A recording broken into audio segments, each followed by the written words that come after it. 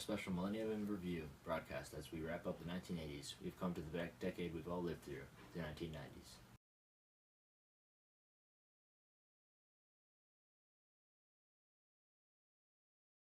So the first topic for discussion, in our opinion, the most significant event, it was the collapse of the Soviet Union. So that may be Monica Lewinsky, but that's up for debate. The collapse of the Soviet Union can be considered the most significant event in the 1990s because it completely changed the way the U.S. interacted with its foreign policy. For the first time since the end of World War II, we weren't facing a threat from a major communist power. Most of us who are old enough remember when the Soviet Union collapsed in 1991, September to be exact, under the presidency of Boris Yeltsin. For the U.S., it was an incredible day, but not one that had been unforeseen, seeing how under Reagan we saw the collapse of the Berlin Wall. But it completely changed our foreign policy and American culture. For years we've been focused on the Soviets, the threat of communism, and been involved in a lengthy and expensive arms race, which have seen nuclear acceleration, the Cuban Missile Crisis, as well as the formation of NASA and the space race. It has shaped American culture in more ways than could be counted, and its absence deeply affected the 1990s as a decade. From our culture to our military, most of what we had done militarily in, say, the Middle East was a reaction to the Soviets, such as in Afghanistan. We became engaged in conflicts in the 1990s, such as the Gulf War, that weren't a direct opposition to communism, which was against what we had been doing previously in the decades beforehand. It's just video game review! Okay, last week Harley and I reviewed Ultra Enviroman. Whack to the curb. It has got to go. So today, we're gonna take a look at Battletoads. Rocket! That it is, I mean, they got Psycho Pigs and Turbo Thwacking. And with kick fighting, surfing, babe saving, how can you go wrong? Your kid's a freak for Battletoads and these other games from Trade West. Nintendo Entertainment or Game Boy systems required. From that commercial break, if you're just tuning in, I'm Tom Flynn. And I'm Liam Garvey. And this is our Millennium in Review broadcast. We were just talking about how the collapse of the Soviet Union was the most significant event of the decade. We also brought up other important events, like the Gulf War.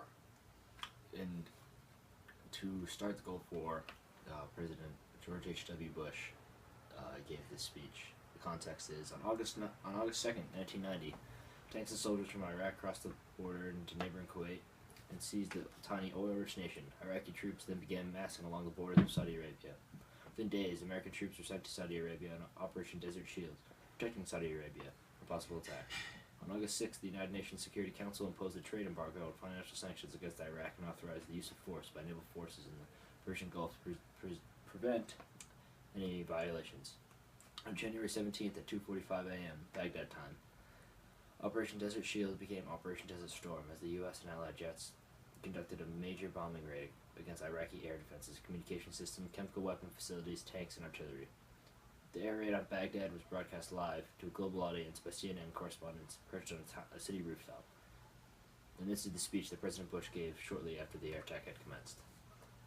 We're not going to read the entire speech, but we're going to give just a small excerpt from it. The most important one. Prior to ordering our forces into battle, I instructed our military commanders to take every necessary step to prevail as quickly as possible and with the greatest degree of protection possible for American and Allied servicemen and women.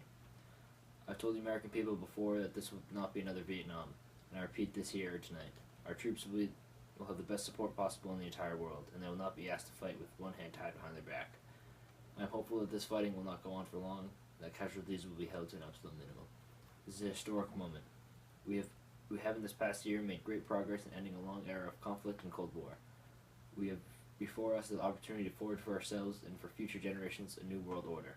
A world where the rule of law, not the law of the jungle, governs the conduct of nations. When we are successful, and we will be, we have a real chance at this new world order. an order which is credible, United Nations can use its peacekeeping role to fulfill the promise of the visions of the United Nations founders. We have no argument with the people of Iraq. Indeed, for the innocents caught in the conflict, I pray for their safety. Our goal is not the conquest of Iraq, it is the liberation of Kuwait. It is my hope that somehow the Iraqi people can, even now, convince their dictator that he must lay down his arms, leave Kuwait, and let Iraq itself rejoin the family of peace-loving nations. You know, I really hope it stabilizes over there, because I feel like it could cause a lot of trouble if it's not stable in the Middle East in the upcoming millennium. Yeah, in the next few decades, it could explode into something way bigger than it is now. Yeah. On that, really, you can see how the Cold War influenced George H.W. President Bush's address about the Gulf War and about previous Cold War conflicts, such as the Vietnam War, and how they really influenced the way that people in our decade have viewed war to combat communism. And even though this wasn't a war to combat communism, but It was a war against the forces that were against democracy. So it was for oil. basically for And now moving on to the part of the review where we're talking about the most important people that were apparent in the 1990s. The first person would be the infamous Saddam Hussein. He was the dictator of Iraq, who forced the U.S. into the Gulf War with his invasion of Kuwait. He was known for executing anyone who opposed his power. He exhibited great power in the Iraqi government and especially around in the Middle East, and forced the U.S. into the war, making him very important to the U.S., although maybe not the most positive influence. He was an influence. He does seem as though, with his great power, that he may come into contact once again in the future. Our next person would be Kurt Cobain, the musician. He was a talented musician. He led the band Nirvana. He was champion of the grunge movement, the movement where, kind of embodied by both males and females wearing the flannel with the ripped jeans. Through his music career, he soon became addicted to heroin and committed suicide in 1994, which shocked the world and really emboldened him in the history of music. Our next person is William Clinton. He's a Georgetown graduate who was elected in 1992. He implemented the Don't Ask, Don't Tell policy, pertaining to the military, and he was well known for his economic success.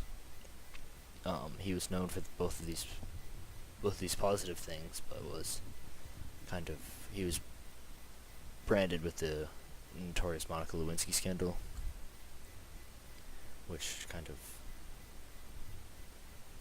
embodied his presidency, even more so than his other successes. The next person would be William Gates. He was a Harvard dropout who founded the largest software company in the world, Microsoft. He's one of the richest men on Earth, and released the first operating system, Windows 3.2, in the 90s, which really spoke to the increase in the internet movement during the 90s, where by making this operating system more available to the public, he allowed for the internet to grow even more so than it could have before. Our last person is George H.W. Bush. He's a Yale graduate who became president in 1988. He's the leader of the Western democracies against the Soviets and against Saddam. He led Operation Desert Storm against Saddam Hussein after he invaded Kuwait, and he signed the arms reduction with the Soviets, where they could not build up any more arms, which helped to reduce tensions between the two. These are the 5 most important people in the 90s, and we'll be moving on to our next segment And shortly. we're back. You're going to see a 30 for 30 style sports broadcast on the biggest sporting event of the decade, the Dream Team, the best basketball team that has ever been put together.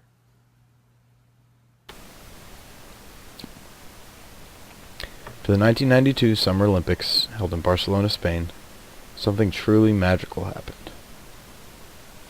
For the first time in history, professional basketball players were allowed to compete for the U.S. Olympic basketball team.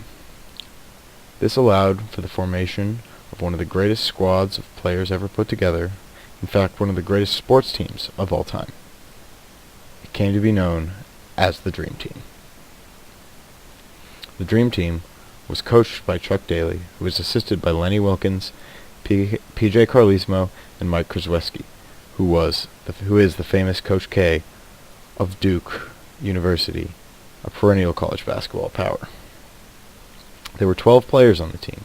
They included Michael Jordan and Scottie Pippen of the Chicago Bulls, John Stockton and Karl Malone of the Utah Jazz, Magic Johnson of the Los Angeles Lakers, Larry Bird of the Boston Celtics, Patrick Ewing of the New York Knicks, Chris Mullin of the Golden State Warriors, David Robinson of the San Antonio Spurs, Charles Barkley of the Philadelphia 76ers, Clyde Drexler of the Portland Trail Blazers, and Christian Laettner of Duke University. A group of 11 NBA stars and legends, some of the greatest basketball players alive, along with an excellent college basketball player who had won 2 championships for Duke University. Controversial and conspicuous by his absence was Isaiah Thomas of the bad boy Detroit Pistons, who was a candidate but was not allowed on the team, most likely due to tensions with other players, including Michael Jordan. This team would go on to dominate the Olympic tournament, putting up stats unlike any seen before or ever after. In fact, it is probably the greatest basketball team that has ever been or ever will be. Their domination was so complete and total in their 8-0 run to become the gold medalists in the tournament that they didn't even have to call a single timeout because they were always so confident and together and were always in the lead. They averaged 117.3 points per game, and their average margin of victory was 43.8 points, which goes to show just why they didn't need those timeouts. Their closest game was in the finals for the gold medal against Croatia, where they won by a 32-point margin. However, they were down 25-23 at the end of the first quarter, so they really pulled it out at the end to win 117-85. Their largest margin of victory was in the first round against Angola, where they won by 68 points, including a 46-1 run. Their leading scorers were Charles Barkley, who had 18 points per game, and Michael Jordan, who followed with 14.9 points per game. Really, really impressive group of scorers, and being a top scorer on this team is incredible because it was an incredible group of scorers. So, just the amount of points any one of them could have put up on the board makes it very impressive to be a top scorer on this team. And now, let's take a look at some of the most impressive plays of the Dream Team, some of the things that showed just how dominant they were. On this end, one of my favorite defensive plays, this block by David Robinson of the Spurs, just incredible. This is another great highlight that highlights the Dream Team's dominance on both ends and just their incredible passing and movement of the ball between such superstars. Look at Magic Johnson's shot right there. And my final and most favorite play is this assist to Larry Bird from Magic Johnson. Just incredible. Unbelievable. And as we come to our conclusion on this Dream Team, the greatest basketball team ever assembled, we're going to move inside and take a look on video games and their impact throughout the decade. Alright, and we're back with our section on the impact of video games on life and culture during the 90s. Video games saw a great change, a great innovation during the 90s. They were improved, they became more accessible to more people, they got moved into the handheld market, they got moved into, where they get improved with better graphics and better consoles. You know, we saw a whole generation of teenagers move out of the arcades and into home gaming with the Game Boy, the Sony PlayStation, and Sega consoles, and the video game industry made a giant comeback from the video game collapse of 1983. Around 1983 and during the 80s, there's a great decline, especially or mostly pertaining to the arcade video games, and even in the 90s when there was more accessibility with the handheld games and the consoles, the even the arcades saw an increase, especially with like new fighting, with the release of the new fighting game, such as like Mortal Kombat. And Street Fighter. The arcade saw a big resurgence in the early part of the decade and then lost some ground to consoles such as the Sony PlayStation in the end of the decade. And despite this resurgence of the arcade video gaming style, there was definitely a noticeable move towards more household gaming as consoles became more available. A lot of people were moving more into the house, and the general population was moving the gaming industry into the house and making it more accessible to all people. It became a lot more Teenagers mainstream. getting more really. Definitely. And this concludes the pop culture trend that was very apparent in the 90s. As we approach the new millennium, we'll be moving on to the interview portion of our show, where we interview somebody about the Monica Lewinsky scandal.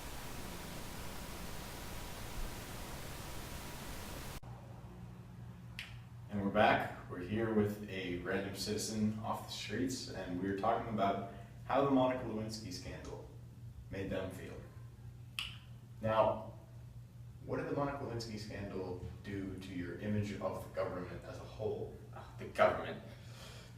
I despise the government now. This is ridiculous. Bill Clinton I lost all my respect for him. Anything I felt for him, any respect I had for him is gone. The government, I have no trust in them at all. I hate the government. So, The government sucks. in the 2000 elections, who do you think you're going to be voting for, Bush or Gore? Definitely George Bush. Republicans all the way now. I'm changing. I'm Democrats. The scandals, and I can't deal with it. I can't deal with it anymore. What do you think about all the other scandals that have been published afterwards that were unearthed in reaction to the committee who was prosecuting Bill Clinton during his impeachment, such as Newt Gingrich and other Republican Party members who admitted to having affairs as well? They've admitted to having their affairs. Bill Clinton didn't. They had to find it out for him. I hate Bill Clinton. Bill Clinton sucks. Bill Clinton is literally Satan. What do you think had a bigger impact on your view of America as a whole, the Monica Lewinsky scandal or the fall of the Soviet Union? Definitely the Monica Lewinsky scandal. I hate Bill Clinton. I can't. Doing something like that when you're the president, that's ridiculous. I think he should have gotten a higher sentence than impeachment. He should have been in prison for life in jail, something like that. Do you think that the government and the country moved in a positive direction following the collapse of the Soviet Union, or a negative direction, not regarding the Monica Lewinsky scandal? A definitely positive direction. The commies are out, and the United States can take back her place as the foremost nation in the world. All right, thank you for your time. So how did the Monica Lewinsky scandal affect your view of the government at the time it happened? I don't know if it affected my view so much on the whole entire government. I mean, my political views are that overall the government plays a very important role in our life, and I mean, you guys know my politics and know that I'm on the left side of most political issues, so I do not view sort of like any kind of small government or downsizing of that, because I think it's an important role. Regarding the so-called scandal, I mean, to me it pointed to more of a character flaw with Bill Clinton as president of the United States, which was the role he was in. You know, rumor and innuendo and that sort of stuff had long painted Bill Clinton as, in that sense of the word, you know, maybe having some moral and ethical issues that predated his ascending to the presidency. So it really didn't affect my view of the overall government. All right, well, that's all we need to know. That's all you need to Thanks know? for- Oh, wow. That was easy. Yeah. And now, with less than 2 minutes until the ball drops, we cut away to watch that as we close off with our personal reflections of the 1990s. In my opinion, the 90s is probably one of my favorite decades because of the advances in pop culture, especially pertaining to video games and television and the internet. Because with the release of like the new operating system that Windows had, it allowed for the internet to explode and progress further and faster than it ever has before. And when you have the video games, it's kind of connecting more with people that you wouldn't expect to go out. Yeah. It connects them more with the new multiplayer games that have come out. Yeah, I think we live in a truly incredible and digital age as we cut down to this last minute until the ball drops. Really exciting. A little worried about the whole Y2K scare. Who knows what will happen at the end of the broadcast? I guess we'll see. But I think the 90s were a great time. The world really advanced. Communism was driven back. Democracy made a big step forward. The country as a whole is hopeful and excited for the new millennium. And I think I personally really enjoyed the music of the 90s. It was really different than anything that's come before, and a whole new genre was created. And as we count down on this great decade, I think the world is going to go some interesting places in this next 15 seconds. So, as a news broadcasting network, we'd like to thank you for watching. Happy New Year, and We will see you all new millennium next year. Happy New Year to everybody, and we'll talk to you next year. Goodbye. Okay.